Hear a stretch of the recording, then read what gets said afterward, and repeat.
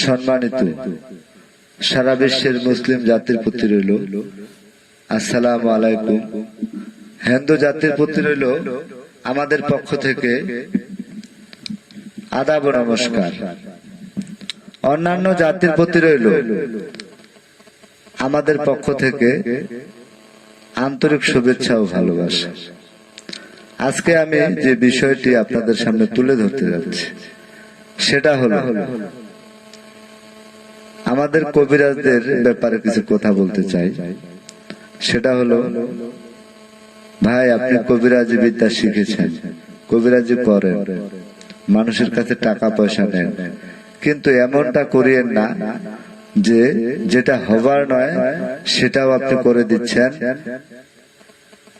এভাবে 1 ঘন্টা 2 ঘন্টা 3 ঘন্টা 12 ঘন্টা 24 ঘন্টার সময় নিয়ে মানুষের কাছ থেকে টাকা হাতিয়ে নিচ্ছেন। এটা কিন্তু একেবারে ঠিক না।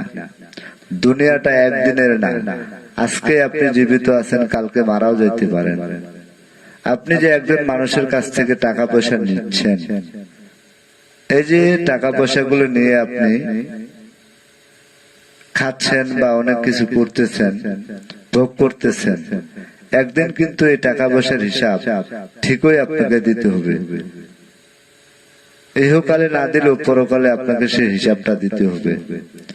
আপনি মৃত্যুর পর একজন ব্যক্তির কিছু টাকা পয়সা খেয়েছেন, সেটা কিন্তু হাসরের ময়দানে আপনাকে ছাড়বে না, আর সেই ব্যক্তি আপনাকে মাফও করবে না। কেননা আপনি তাকে কাজের কথা বলে টাকা নিছেন, তারপরে যতটুকু সম্ভব যেভাবে সম্ভব চিট করেছেন।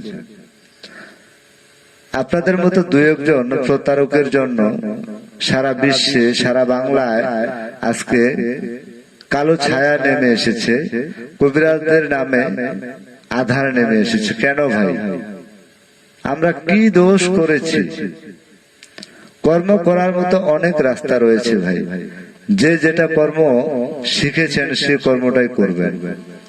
অযথা মানুষের কাছ থেকে টাকা পয়সা নিয়ে মিথ্যা কথা বলে, কিরা কসম কেটে, পিরিতের আলাপ করে মজার মজার কথা বলে টাকা নিচ্ছেন, তারপরে এই যে চিট করতেছেন, মোবাইল নাম্বার বন্ধ অথবা ব্ল্যাক লিস্টে অথবা মোবাইলটাই বন্ধ, এটা কিন্তু ঠিক না।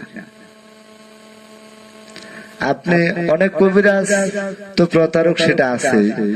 আমাদের কিছু কবিরাজ আমরা রয়েছি, আমি কিছু কিছু কাজ পারি, কিছু কিছু তদবির বা চিকিৎসা বা যে ভাষায় আপনি বুঝেন না কেন, যেটা পারি সেটা তো করতে পারি। কিন্তু হয়তো দেখা গেল আজকে আমি একটা কাজ পারি না, সে কাস্টমারটা আমার কাছে এসেছে বা আমার বাড়িতে এসেছে বা আমার মোবাইলে কল দিয়ে পরামর্শ করেছে। আমি কিন্তু যেটা আমার দ্বারা সম্ভব না, আমি সরাসরি বলে দিই, ভাই আমি এই কাজটা করতে পারি না বা এটা আমার পক্ষে করা সম্ভব না, আপনি অন্য কোথাও চেষ্টা করেন। তাহলে আমার মনে হয় কাস্টমারটা আপনাকে সম্মান করবে। যদিও আপনি তার কাজ না করেন, তার চোখে আপনি সম্মানের দৃষ্টিতে থাকবেন, আপনাকে সারা জীবন শ্রদ্ধা করবে, সম্মান দিবে। আর এই যে 2000, 4000, 5000 টাকা মানুষের কাছ থেকে নিয়ে আপনি এই যে চিট ব্যবসা করেন, এটা একেবারে ঠিক না।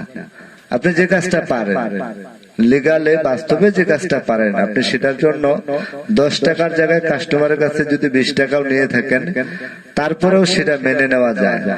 আমি আপনার কাজ করে দিচ্ছি, 10 টাকার জায়গায় 20 টাকা নিচ্ছি, আপনার ভালো লাগছে, আপনি আমাকে টাকা দিচ্ছেন, সেটা মেনে নেওয়া যায়। কিন্তু এমনটা না যে টাকা পয়সা নিলেন, কোনো কাজই করলেন না, বিভিন্ন রকম কৌশল অবলম্বন করে চিট করলেন। আর এরকম 2-1 জন প্রতারকের জন্য আর 2-1 জন কবিরাজের জন্য সারা বিশ্বের, সারা বাংলার কবিরাজদের নামে আজকে বদনাম। আপনার কাছে আমার অনুরোধ থাকলো, ভাই এই ধরনের চিট ব্যবসা ছেড়ে দেন। আপনি যেটা পারেন সেটাই করেন, যেটা পারেন না সেটা পারি বলে কারোর সাথে কথা দিয়েন না। বেশি কিছু আমি বলতে চাচ্ছি না, কারণ আমি একজন সাধারণ কবিরাজ, ছোট্ট কবিরাজ। কে শুনে আমার কথা? আমার কি মূল্য আছে? তারপরেও মনের আবেগ, বিবেক, কিছু প্রশ্ন আমার থাকে। তাই ছোট্ট মানুষ হিসেবে, একজন সাধারণ ছোট্ট কবিরাজ হিসেবে আমি আপনাদের কাছে জোর হাত করে বলছি, আপনারা কেউ চিট ব্যবসাটা করবেন না।